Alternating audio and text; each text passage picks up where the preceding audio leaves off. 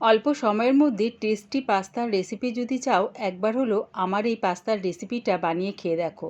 দারুণ খেতে হয় আর অল্প সময়ের মধ্যেও এটা হয়ে যায়। বাচ্চাদের টিফিন বক্সে অনায়াসে এটা তোমরা দিতে পারো। তবে দেখে নাও আমি এটা কেমনভাবে তৈরি করি। গ্যাসটাকে মিডিয়ামে রেখে একটা পাত্র বসিয়ে দিয়েছি, তার মধ্যে দিয়ে দিলাম 2 চামচ রিফাইন তেল।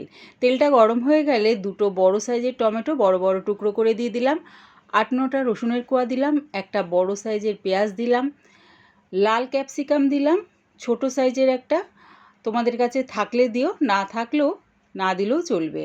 দিলাম স্বাদ অনুযায়ী নুন, আর দিলাম 1/2 চামচের মতন কাশ্মীরি লঙ্কার গুঁড়ো, এটা কালারের জন্য দিলাম, আর দিলাম অরিগ্যানো। সব কিছু এবারে ভালো করে নাড়িয়ে চাড়িয়ে যতক্ষণ না টমেটো আর পেঁয়াজটা নরম হয়ে যায় ততক্ষণ এটা বেশ একটু ভাজা ভাজা করে নিলাম। এবারে দেখো এটা নাবিয়ে ঠান্ডা করে পেস্ট করে নেব। গ্যাসটাকে হাই ফ্লেমে রেখে জল সমেত একটা পাত্র বসিয়ে দিয়েছি। দিয়ে দিলাম এর মধ্যে পাস্তাটা সেদ্ধ হবার মতো নুন। যখন দেখবে জলটা ফুটে গেছে তখন দিয়ে দিলাম পাস্তাটা জলের সাথে একটু ভালো করে মিশিয়ে নিয়ে পাস্তাটা সেদ্ধ হবার অপেক্ষায় রইলাম।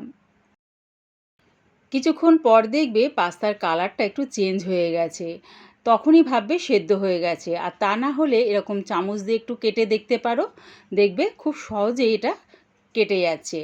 তখনই এটা নাবিয়ে ঠান্ডা করে নেব।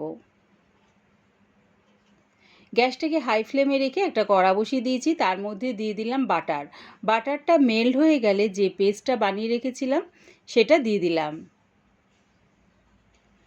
সেটা একটু বাটারের সাথে নাড়িয়ে চাড়িয়ে দিয়ে দিলাম এর মধ্যে পাস্তাটা।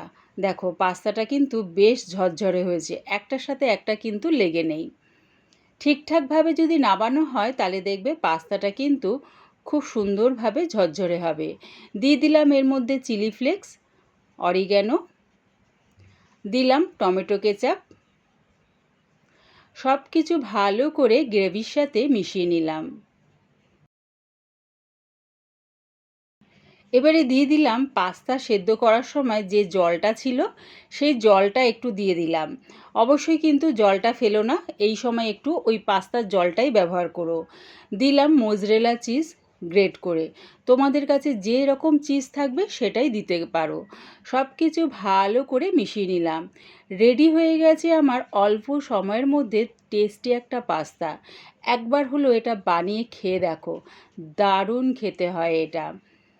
পুরো ভিডিওটা দেখার জন্যে প্রিয়া ইপসা কিচেনের থেকে তোমাদের সবাইকে অনেক ভালোবাসা রইল।